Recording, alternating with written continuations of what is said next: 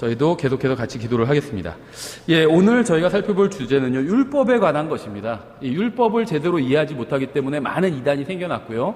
또 신앙생활을 제대로 하지 못하는 경우도 너무나도 많이 있습니다. 그래서 오늘 우리가 율법이 무엇인지에 대해서 좀 살펴보도록 하겠습니다. 그래서 율법의 시작과 그 성격, 율법이 어떤 것인지 성격, 또 율법을 주신 이유, 왜 율법을 주셨는지. 율법으로 구원받는 거 아니잖아요. 그렇죠? 복음을 믿고 구원받았거든요. 근데 왜 율법을 주셨는지 그 이유가 있다는 거죠.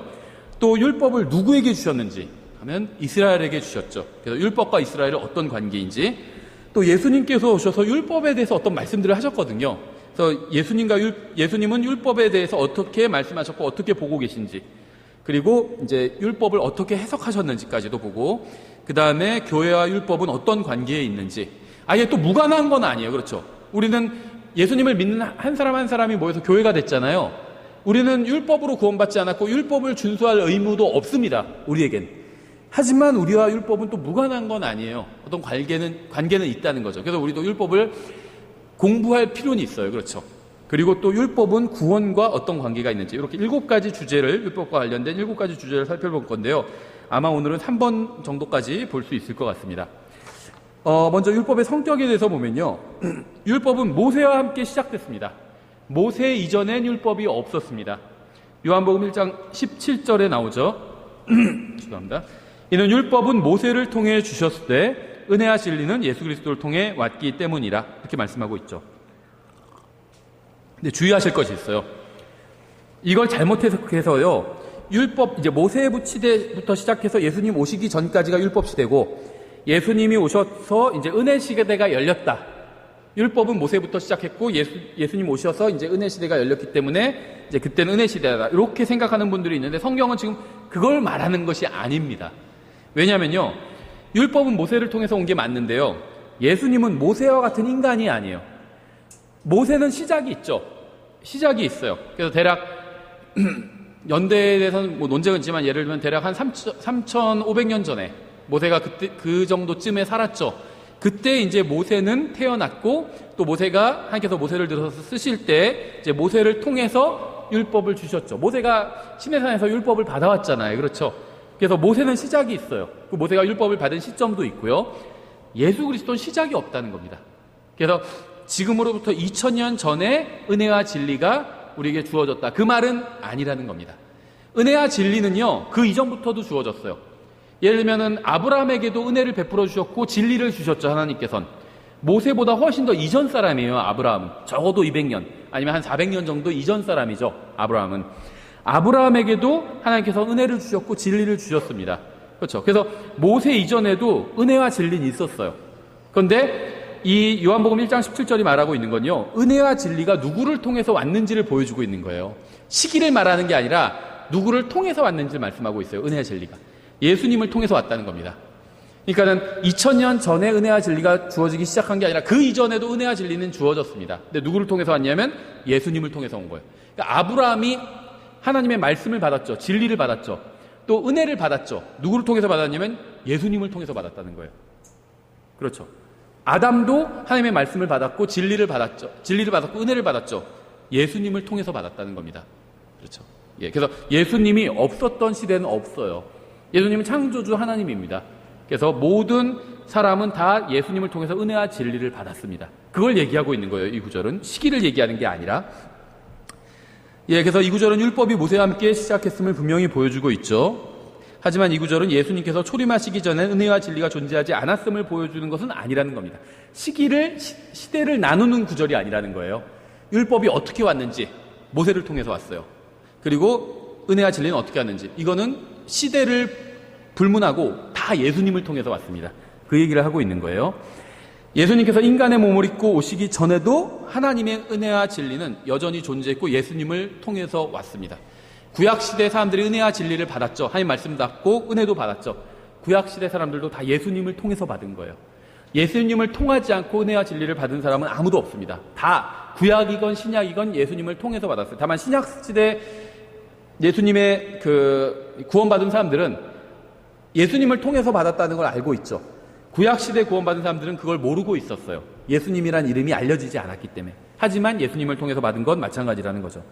하나님께서는 창세기를 통해서 이 세상이 어떻게 창조되었는지에 관한 진리를 계시해 주셨죠. 따라서 예수님께서 초림하시기 전에도 진리는 있었습니다. 그렇죠. 하나님의 말씀이 진리니까. 아버지의 말씀이 진리이다 이러셨잖아요. 요한복음 17장 17절에서. 그러니까는 하나님의 말씀은 예수님께서 인간의 몸을 입고 이 세상에 오시기 전에도 여전히 있었습니다. 진리가 있었어요. 또 예수님께서 초림하시기 전에도 사람들은 행위가 아닌 은혜로 구원받았습니다. 모든 사람 다 은혜로 구원받았어요. 하나님의 은혜가 없다면 단 한 사람도 구원받을 수가 없습니다. 구약이건 신약이건 상관없어요. 모든 사람이 다 은혜로 구원을 받았습니다. 하나님의 은혜가 없었다면 누구도 구약시대에 구원받을 수 없었을 겁니다. 신약시대도 마찬가지고. 또 율법은 예수 그리스도의 초림보다 먼저 있었지만 율법이 은혜와 진리보다 먼저 있었던 것은 아닙니다. 율법은 없었던 때가 있어요. 모세가 사역자로 등장하기 전엔 율법이 없었습니다. 하나님께서 율법을 주신 적이 없어요. 하지만 은혜와 진리는 없었던 데가 없어요. 없었던 시기가, 때가 없습니다. 인간이 이 세상에 창조되고 나선 항상 은혜와 진리가 인간에게 주어졌습니다. 율법은 없었던 때가 있지만 은혜와 진리는 항상 있었어요. 아담은 창세기 2장에서 선악과를 먹는 날에는 죽으리라는 경고를 들었음에도 불구하고 선악과를 먹고 나서도 그날 죽지 않았죠. 왜 죽지 않았을까요? 하나님의 은혜 때문이에요. 하나님의 은혜 때문이에요. 하나님께서 거짓말을 하신 게 아니라 네가 이렇게 하면 너는 내가 벌을 낼 거다라고 말씀하셨지만 은혜를 베풀어 주신 겁니다. 누구 때문에 베풀어 주셨는지 아세요? 예수님 때문이에요. 왠지 아세요? 아담과 이브가 선악과를 따먹은 건 죄를 지은 거죠. 근데 이 아담과 이브의 죄를 대신 지고 벌을 받으신 분이 누구죠? 대신 벌을 받아주신 분이 예수님이에요. 예수님께서는 십자가 위에서 아담과 이브의 죄를 포함한 모든 사람들의 죄값을 치러주셨습니다. 그래서 아담이 그날 죽지 않은 거예요. 하나님께서 거짓말하신 것이 아니라 죄를 지면 다 지옥에 가야 됩니다. 이건 거짓말이 아니죠. 그런데 여러분과 저는 죄를 지은 적이 있어요. 근데 지옥에 가지 않죠. 왜 그렇죠? 예수님께서 우리의 죄값을 십자가에서 대신 갚아주셨잖아요. 그리고 우린 그걸 받아들였잖아요. 그래서 우리가 지옥에 가지 않는 거예요. 죄를 지었음에도 불구하고. 아담도 마찬가지입니다. 선악과를 먹지 말라는 하나님의 말씀을 어기고 죄를 지었죠. 하지만 지옥에 가지 않습니다. 왜냐하면 아담이 몰랐는지 알았는지 모르지만 아담의 죄값을 예수님께서 십자가 위에서 다 갚아주셨기 때문입니다.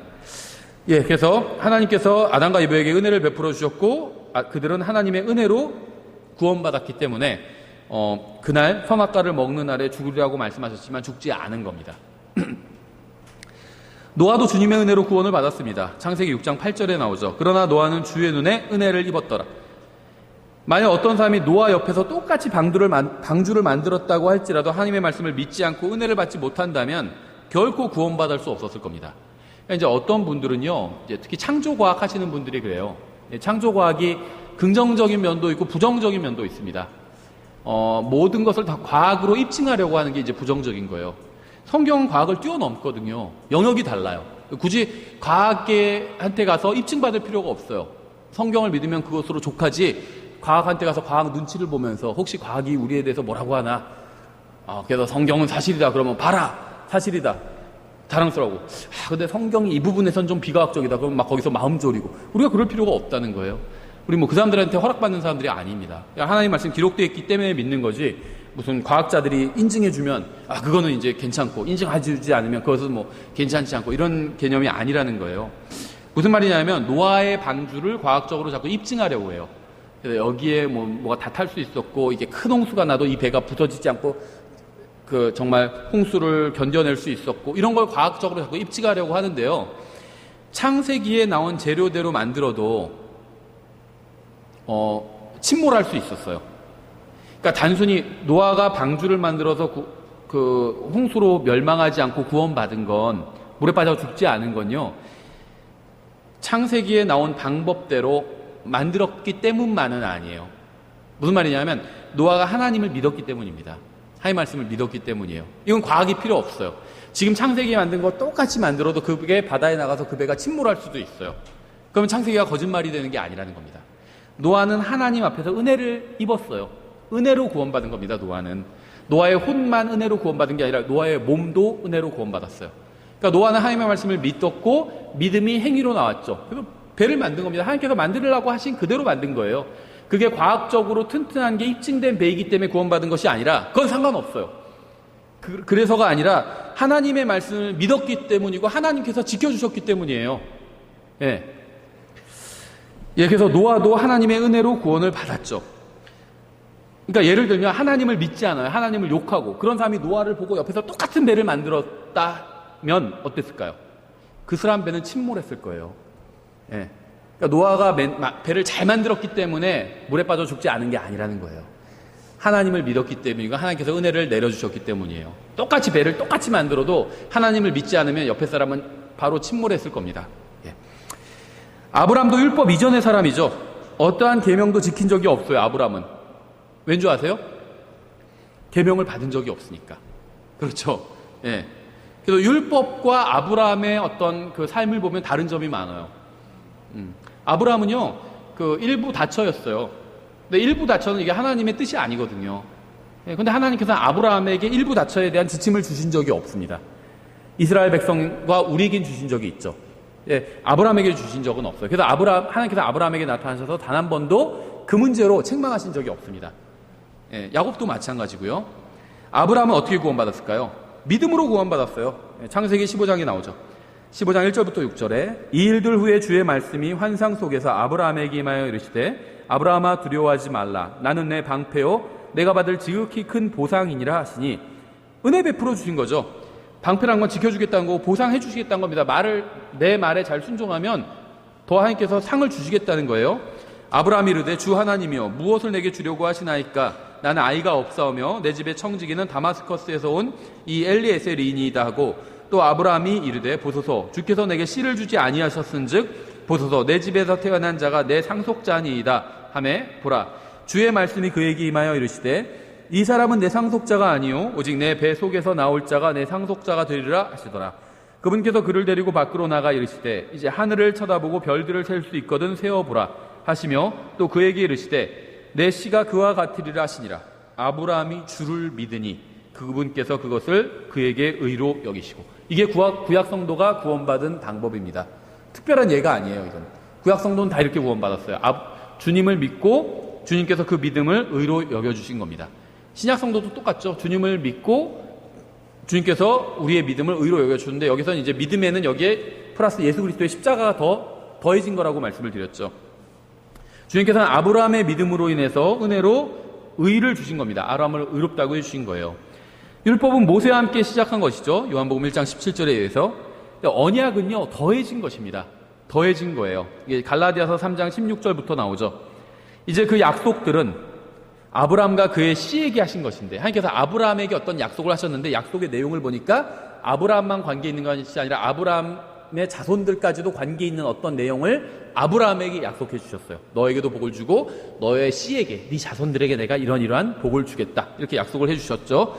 아브라함과 그의 씨에게 하신 것인데 그분께서 여럿을 가리키며 씨들에게 하지 아니하시고 하나를 가리키며 내 씨에게 하시나니 이 씨는 그리스도시니라. 단수와 복수도 엄청 중요하죠. 우리가 성경 변개됐다고 그러고 개혁 성경 이게 잘못됐다 여기는 다르다 이렇게 얘기하고 그러면 야 글자 뭐 조금 다른 거 뭐 그거 갖고 그래 중심 사상이 바르면 되지 이렇게 얘기하는 사람들이 있는데 아니에요. 중심 사상도 바른 것이어야 되지만 단수 복수도 중요합니다. 씨들에게 하지 아니하시고 씨에게 하시나니 이렇게 단수 복수를 구분하고 있잖아요. 복수가 아니라 단수다. 많은 씨들이 아니라 지금 한 씨에 관해서 얘기하고 있는 거다.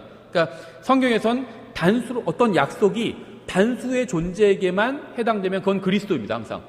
복수의 존재에게 해당되면 1차적으로 이스라엘 자손이고 2차적으로 이제 교회가 될 수도 있어요. 내 씨에게 하시나니 이 씨는 그리스도시니라. 내가 이것을 말하노니 하나님께서 그리스도 안에서 미리 확정하신 그 언약을 430년 뒤에 생긴 율법이 취소하지 못하며 또 그 약속을 무효로 만들지 못하리라. 만일 그 상속 유업이 율법에서 나면 그것은 더 이상 약속에서 나지 아니하느니라. 그러나 하나님께서는 그것을 아브라함에게 약속을 통해 주셨느니라. 그러면 율법은 무엇을 위한 것이냐?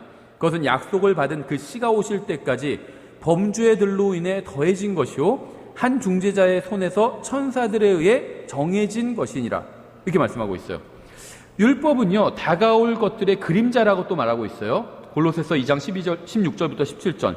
그러므로 아무도 먹는 것이나 마시는 것으로 인하여 또 거룩한 날이나 월삭이나 안식일에 관하여 너희를 판단하지 못하게 하라. 그것들은 다가올 것들의 그림자이거나 몸은 그리스도께 속해 있느니라. 그럼 여기서 말하는 다가올 것은 무엇일까요? 왕이신 예수 그리스도와 그분의 왕국입니다. 율법은요 왕국에 관한 것인데요. 이게 다만 모형을 이루고 있는 것 뿐이에요. 그래서 예를 들면 율법에는 이제 번제, 속건제 이런 제사들이 나오잖아요. 희생 제사가 나와요. 그런데 어린 양을 잡아서 죄를 지었을 때는 하나님께 대속해야 된다. 이제 이런 게 율법에 나오죠. 제사가 나와요. 그런데 율법이 그림자라고 성경은 말씀하고 있죠. 다가올 것들의 그림자이거니와 이렇게 말씀하고 있죠. 그래서 예수님이 본체고요. 율법은 그림자인 겁니다. 다시 말하면 죄를 지었을 때 어린 양을 잡아서 하나님께 바치죠.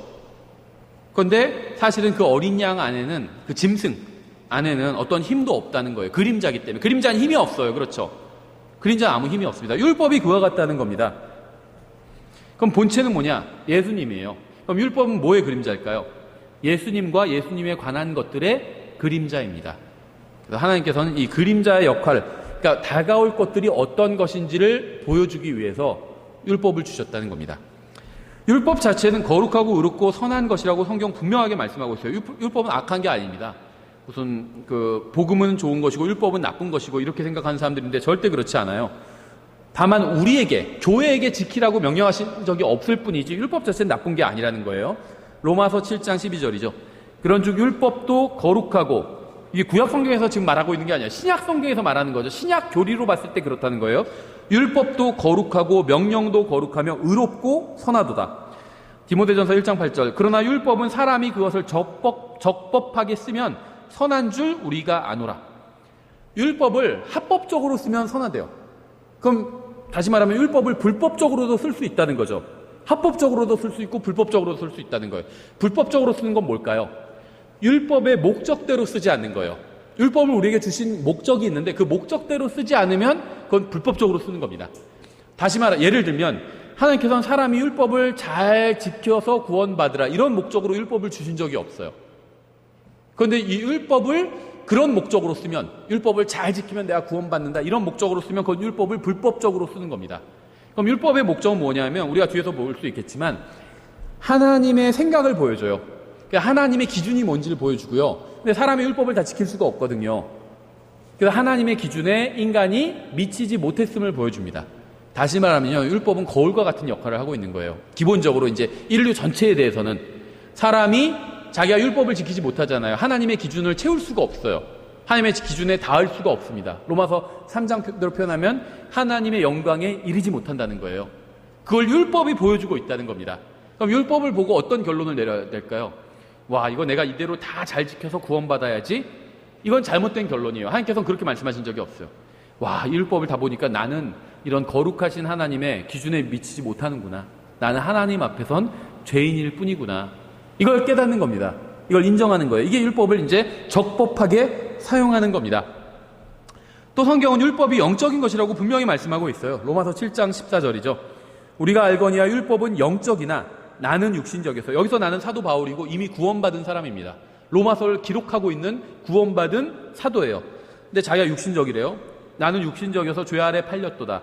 내가 행하는 것을 내가 인정하지 아니하노니 이는 내가 원하는 것은 내가 행하지 아니하고 내가 미워하는 것을 내가 행하기 때문이라. 아, 내가 이제 내일 복음 전해야지. 이제 죄는 그만 져야지 했는데 실제 내일이 되니까 죄만 실컷 짓고 복음을 안 전했어요. 그 얘기예요. 그렇죠? 이는 내가 원하는 것은 내가 행하지 아니하고 내가 미워하는 것을 내가 행하기 때문이라. 그런즉 만일 내가 원치 아니하는 그것을 내가 행하면 율법이 선하다는 사실에 대해 내가 율법에 동의하노니. 어쨌든지 간에 율법의 기준에 미치지 못한다는 겁니다. 하나님의 기준에 미치지 못한다는 걸 자기가 동의한다는 거예요. 예, 그래서 율법은 모세와 함께 시작이 됐습니다. 그리고 율법은 기본적으로 선하고 의롭고 거룩하고 영적인 하나님의 말씀이에요. 우리에게 율법을 지키라고 하나님께서 명령하신 적은 없어요. 그래서 우리는 율법을 지켜야 될 의무는 없습니다. 그렇다고 해서 율법이 잘못된 건 아니라는 거죠. 율법 자체는 하나님의 말씀의 일부입니다. 선하고 의롭고 영적인 거예요. 두 번째, 율법을 주신 이유를 좀 살펴보면요, 이스라엘 백성이 약속의 땅에서 평화롭게 살게 하기 위해서 율법을 주셨습니다. 율법은요, 율법이라고 하니까 자꾸 종교적인 어떤 걸 생각하는데요, 이게 우리 말로 하면 법률이에요. 법률. 율법 거꾸로 하면 법률이 되죠. 의미가 같아요. 법이라는 겁니다. 다. 로우예요. 영어로는 로우. 로우라고 하면은 보통 다 법이라고 번역하잖아요. 기독교인들만 율법 이렇게 번역하거든요. 똑같아요. 율법이 특별한 게 아니야. 법률이에요. 법률. 율법을 왜 주셨냐 하면 이스라엘 하나님께서는 아브라함에게 너의 자손들이 나중에 하나의 민족을 이루고 하나의 국가를 이룰 것이다. 이렇게 말씀하셨죠. 하나의 왕국을 이룰 것이다. 그래서 왕국을 이루려면 백성만 있어야 되는 게 아니라 영토가 있어야 되잖아요. 영토에 들어가서 살아야 돼요. 민족이. 그렇죠. 그런데 영토에 들어가서 살 때 평화롭게 살게 하기 위해서 법을 주신 겁니다. 법이 있어야 평화롭게 살 수가 있어요. 그리고 또 편리하게 살 수가 있고, 예를 들면 우리가 그 교통법규 그렇게 좋아하지 않잖아요. 좀 어기고 싶고 좀 빨리 가고도 싶고 어쩔 땐 그렇죠. 그런데 교통법규가 없다면 얼마나 불편할까요? 신호 4차 여기 그 교차로에서 서로 가려고 하겠죠. 그럼 오히려 더 늦게 가게 되겠죠. 또 안전하지도 않고. 근데 교통법규가 있으니까 서로 약속을 하니까 편하게 안전하게 갈 수 있잖아요. 이번엔 저 사람들이 가고 다음엔 이쪽 사람들이 가고 서로 그 교차해서 안전하게 갈 수가 있죠. 그러니까 이 율법이라는 건요, 이 법률이라는 건요, 사람들을 구속하기도 하지만, 사람들을 옥죄기도 하지만, 사실은 사람들이 편하게 살기 위해서 만든 거예요. 우리나라 법률 마찬가지예요. 사람들이 한국에서 편하고 안전하게 살기 위해서 만든 겁니다. 그렇죠. 다른 사람의 것을 막 무력을 사용해서 칼을 들이면서 강제로 뺏어도 아무런 처벌을 하지 않는다. 이렇게 하면 사람들 다 불안하잖아요. 그렇죠. 누가 막 뺏으러 오나? 불안하잖아요. 근데 그렇게 하면은 국가에서 가만 안 둬요. 그 사람을. 그렇죠. 경찰이 와서 잡아가고, 심한 경우엔 감옥에도 보내고 몇 년간 감옥에 집어넣기도 하고, 그러니까 사람들이 그게 무서워서 함부로 다른 사람 거를 훔치거나 강제로 뺏을 수가 없어요. 그렇죠. 그러니까 이 법률이라는 건요, 평화롭게 사람들이 살게 하기 위해서 만들어진 겁니다. 만약에 대한민국 사람들이 대한민국의 법률이 있죠. 형법이 있죠. 이 형법을 다 잘 지키면 어떻게 될까요? 그러면요, 자물쇠가 없어도 돼요. 그렇죠. 문 잘 때 안 잠그고 자도 돼요. 교회 문단속 안 하고 가도 됩니다. 그렇죠. 평화롭게 살 수 있어요. 율법의 목적이 그거예요. 사람들이 평화롭게 지상에서 살게 하기 위해서 주신 것이지, 이걸 잘 지키면 혼을 구원해 주시겠다, 이런 말은 성경에 단 한마디도 없습니다.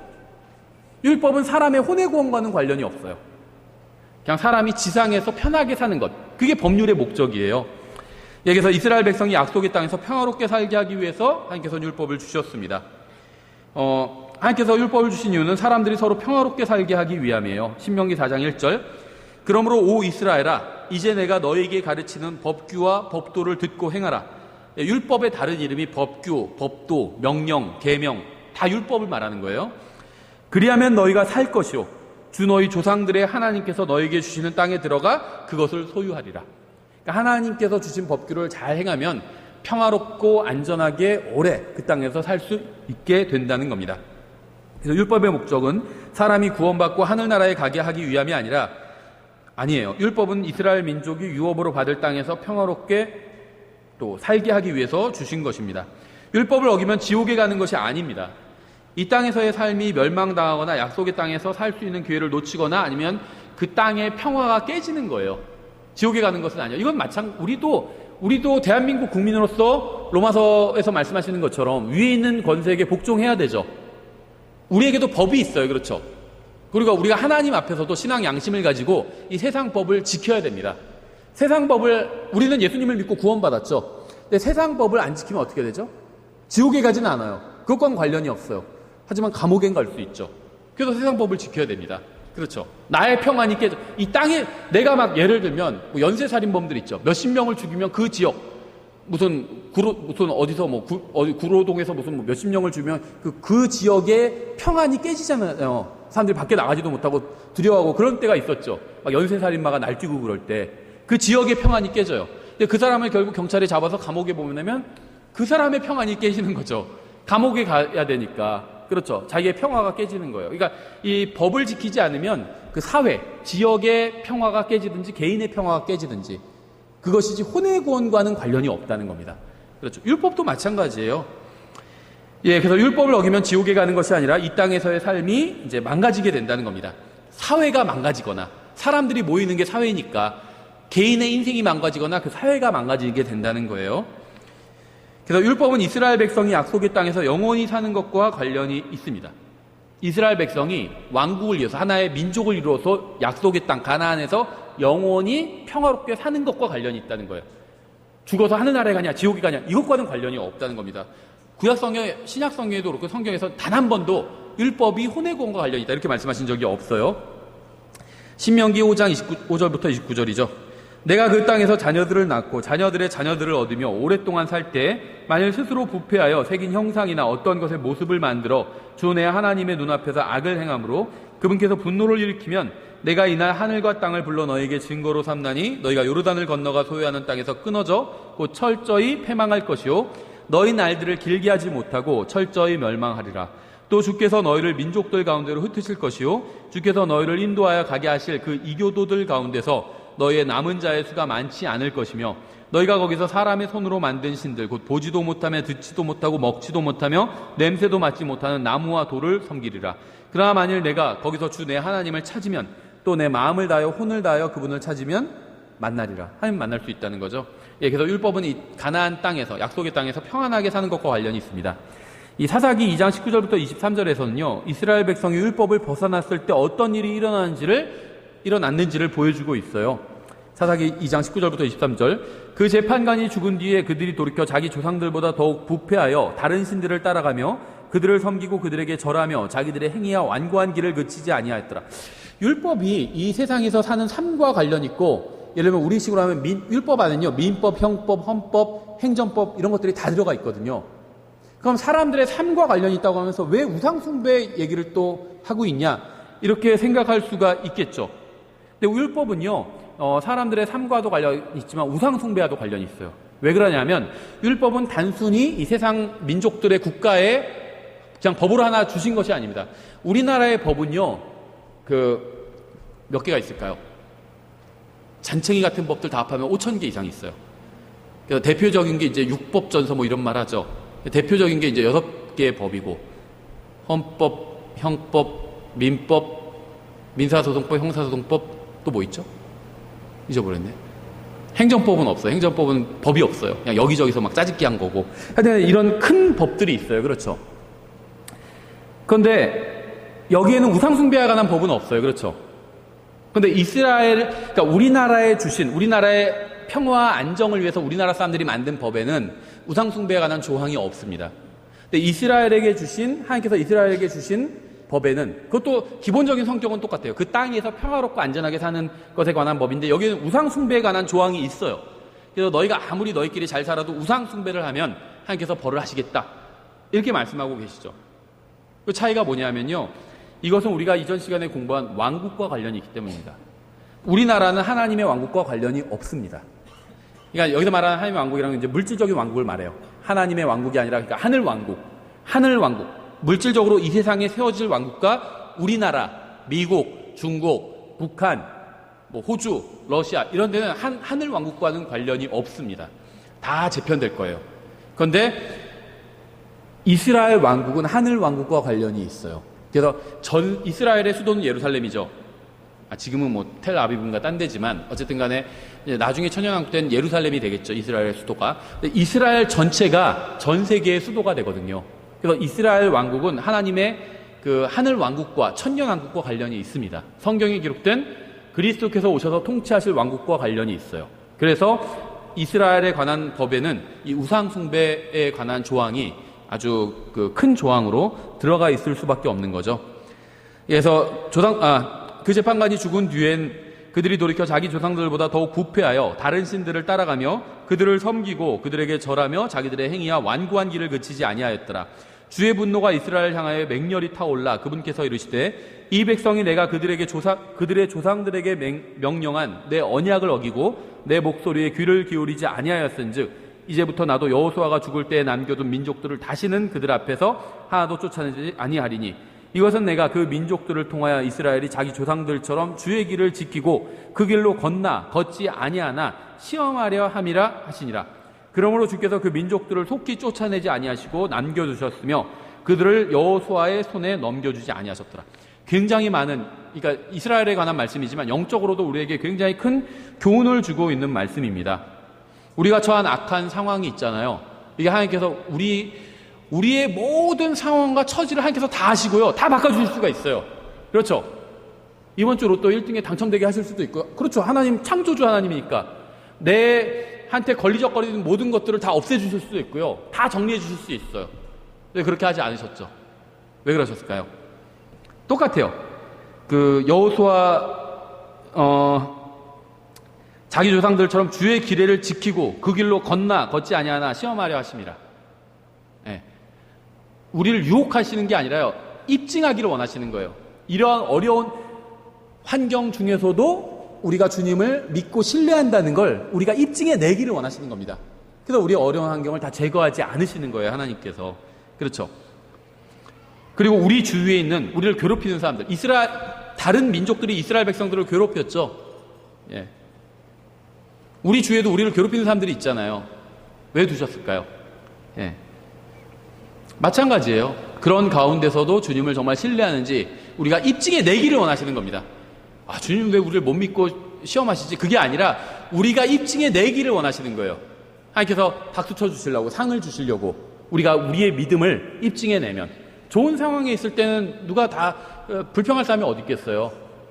물론 이제 사람은 간사해서 좋은 상황인데도 불평하더라고요. 그래서 그렇죠. 서 있으면 앉고 싶고, 앉으면 눕고 싶고, 그렇다고 하잖아요. 그렇죠. 아무것도 없을 때, 밥이라도 먹었으면 좋겠다고. 밥 먹으면, 근데 여기 고깃국에 좀 말아 먹었으면 좋겠다. 막 이렇게 생각하잖아요. 그러니까 만족을 안 해요. 계속 불평해요. 그렇죠. 차가 있어도, 차 없으면 차 있었으면 좋겠다. 차 있으면 어떻게 되는 줄 아세요? 나도 좀 외제차 있었으면 좋겠다. 더 계속 욕심낸다는 겁니다. 사람은. 끝나지 않아요. 하나님께서는요, 어려움을 주셨습니다. 그 가운데서도 우리가 하나님과 동행하고 주님을 신뢰하는지 보려고 하심이에요. 그래서 여러분요, 이게 발상의 전환이 필요해요. 그리스도인은. 어려움이 있으면요, 물론 이제 저도 마찬가지죠. 이 어려움을 좀 없애주십시오. 이렇게 기도합니다. 그런 기도가 악하다는 건 아니에요. 그거는 인간이면 누구나 그런 기도를 할 수밖에 없어요.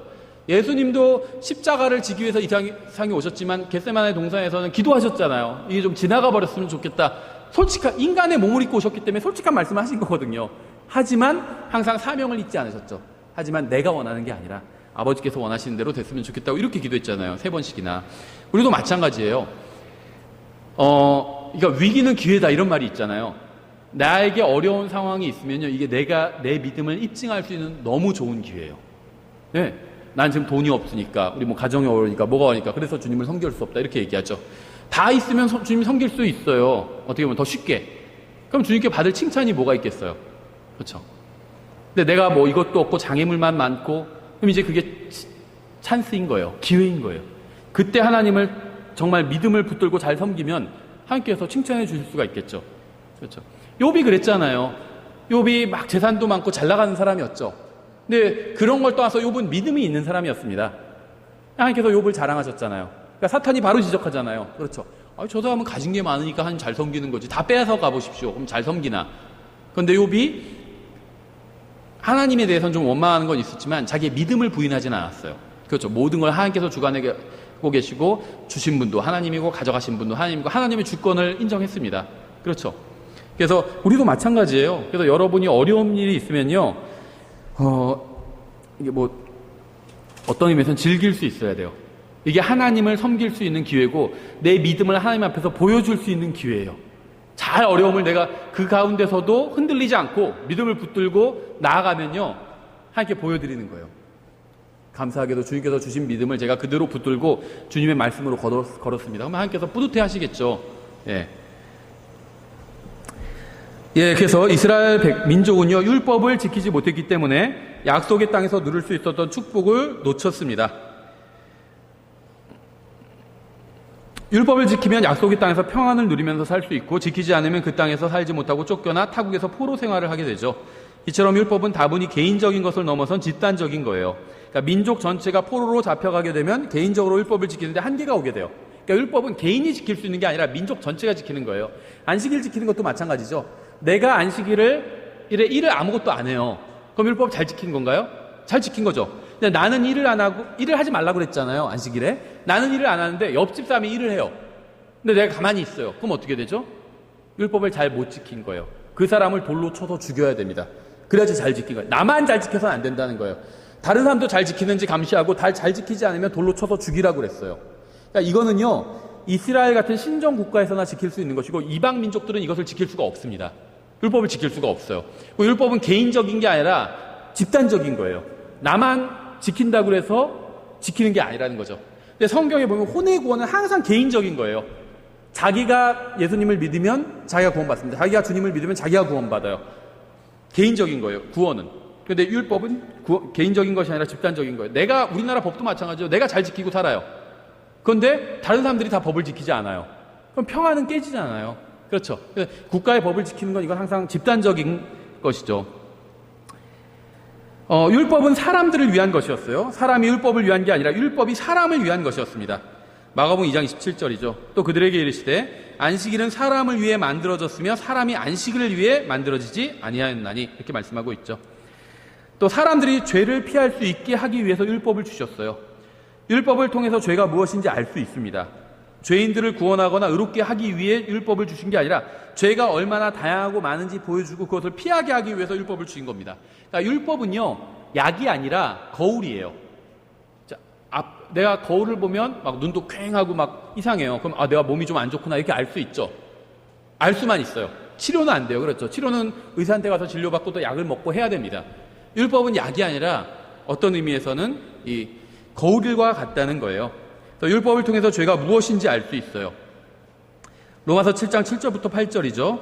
그러면 우리가 무슨 말을 하리요? 율법이 죄냐? 결코 그럴 수 없느니라. 아니라 오히려 율법을 통하지 않고서는 내가 죄를 알지 못하였으니 율법이 너는 탐내지 말라 하지 아니하였더라면 내가 탐욕을 알지 못하였으리라. 그러나 죄가 명령을 통해 기회를 타서 내 안에서 온갖 욕정을 이루었나니 이는 율법이 없으면 죄가 죽었기 때문이라. 로마서 4장 15절. 이는 율법이 진노를 이루기 때문이니 율법이 없는 곳에는 범법도 없느니라. 이렇게 말씀하고 있죠. 율법은 죄를 짓는 사람들에게 경고하고 그들을 처벌하기 위해서 주신 겁니다. 얼마나 인간이 더러운 존재인지 보여주기 위해서 율법을 주신 거지 율법을 잘 지키면 구원하기 위해서 주신 건 아니라는 거죠. 디모데전서 1장 8절에 그러나 율법은 사람이 그것을 적법하게 쓰면 선한 줄 우리가 아노라. 이것을 알라. 율법이 만들어진 것은 의로운 사람 때문이 아니요 오직 법을 무시하는 자와 불순종하는 자와 경건치 아니한 자와 죄인과 거룩하지 아니한 자와 속된 자, 아버지를 죽이는 자, 어머니를 죽이는 자, 사람을 죽이는 자와 음행을 일삼는 자, 남자와 더불어 자기를 더럽히는 자와 사람을 납치하는 자와 거짓말하는 자, 위증하는 자와 그 밖에 무엇이든지 건전한 교리에 역행하는 것 때문이니라. 이 교리는 내게 맡기신 복음 곧 찬송받으실 하나님의 영광스러운 복음에 따른 것이라. 또 율법은 하나님의 거룩하심과 영광을 드러내기 위해서 주어졌습니다. 하나님께서 얼마나 거룩하시고 완벽하신 분인지를 보여주기 위해서 주어졌어요. 율법을 통해서 죄가 무엇인지 알고 거룩하신 하나님께서는 죄를 어떻게 생각하시고 또 대하시는지 율법을 통해서 알 수 있다는 거죠. 마지막으로 율법은 사람이 예수 그리스도를 맞을 준비를 하기 위해서 주어졌습니다. 율법은 사람들이 예수님을 맞이하는 것을 도와주는 역할을 해요. 예수님을 맞이하려면요, 먼저 자기가 죄인이라는 것을 인정해야 돼요. 그 다음에 예수님을 구원자로 받아들여야 됩니다. 근데 율법은요, 내가 죄인이란 걸 시인하게 도와주는 역할을 한다는 거예요. 갈라디아서 3장 24절이죠. 그런즉 율법은 우리를 그리스도께로 인도하는 훈육 선생이었으니 이것은 우리가 믿음으로 옳게 되려 함이라. 그래서 율법은 교사와 같은 역할을 합니다. 너 그렇게 하지 마. 그렇게 하면 나쁜 거야. 하지 마. 선생님이 이런 거 주로 많이 가르치거든요. 저도 지금 아이들 큰애를 이제 유치원에 데려다 줄 때 초등학교 병설 유치원에서 그 교실들을 지나다니면 선생님이 너 거기서 왜 그러고 있어? 누가 그렇게 하래? 막 이런 목소리가 많이 들려요. 율법이 교사와 같아요. 뭘 하지 말아야 되는지를 주로 가르쳐 준다는 겁니다. 그렇죠? 갈라디아서 4장 1절부터 2절. 이제 내가 말하노니 상속자가 모든 것의 주인이나 아이일 때는 전혀 종과 다르지 아니하고 아버지가 정한 때까지 가정교사들과 감독하는 자들 밑에 있느니라. 이렇게 말씀하고 있죠. 이스라엘 사람들이 하나님의 말씀과 율법의 의미를 제대로 알고 있었다면 예수 그리스도를 거부하지는 않았을 겁니다. 로마서 10장 1절부터 3절이죠. 형제들아, 이스라엘을 위한 내 마음의 소원과 하나님을 향한 기도는 곧 그들이 구원을 받는 것이니라. 내가 그들에 대해 증언하노니 그들이 하나님께 대한 열심은 있으나 지식에 따른 것이 아니니라. 그들이 하나님의 의를 알지 못하여 자기 자신의 의를 세우려고 다니면서 하나님의 의에 복종하지 아니하였느니라. 이렇게 말씀하고 있죠. 요약해서 정리하면요, 율법은 모세와 함께 시작했고요. 예수님과 예수님께서 하실 일에 대한 그림자입니다. 그렇죠? 율법을 주신 이유는요, 세상에서, 이 땅에서 평화롭게 유대인들이 살게 하기 위해서 율법을 주셨습니다. 또 율법은 사람들을 위해서 주신 거고요. 사람들이 평화롭게 살게 하기 위해서. 그래서 사람들이 죄를 피할 수 있게 하기 위해서 율법을 주신 것이죠. 다만 율법을 통해서는 혼이 구원받을 수는 없었다는 겁니다. 율법의 목적은 사람이 하나님 앞에서 내가 얼마나 죄인인지를 보여주는 거울과 같은 역할을 한다는 거예요. 그래서 내가 이렇게 죄인이니까 내가 이렇게 거울을 보니까 막 여기저기 막 찔린 상처도 많고 많아요. 내가 고칠 수가 없겠어. 그럼 어떻게 해야 되죠? 병원에 가야죠. 의사한테 치료를 받으면 되죠. 율법은 사람이 얼마나 하나님 앞에서 정말 스스로 고칠 수 없는 큰 죄인인지를 보여주고요. 참된 의사이신 예수님께 가서 치료를 받게 도와주는 그런 역할을 한다는 겁니다. 이게 율법을 주신 이유였고요. 저희가 나머지는 다음 시간에 이어서 계속하도록 하겠습니다. 기도하고 찬송하고 마치겠습니다. 기도하겠습니다. 하나님 아버지, 주님께서 저희들에게 말씀을 주셔서 감사드립니다. 또 주님의 거룩하신 기준이 무엇인지 율법을 통해서 알려주셔서 감사드립니다. 저희가 정말 단순하게 예수님을 믿는 그 이유 하나만으로 저희를 구원해 주셔서 감사드립니다. 저희가 하나님의 이 거룩한 기준을 또 공부하고 하나님께서 어떤 분이신지를 알고 또 하나님께서 원하시는 그대로 살 수 있도록 주님 도와주시기 원합니다. 또 이후에 있을 모든 시간 가운데 주님께서 함께해 주시기 원합니다. 예수님의 이름으로 기도드렸습니다. 아멘. 찬송가 560장 찬양 드리고 오성경 공부 마치겠습니다.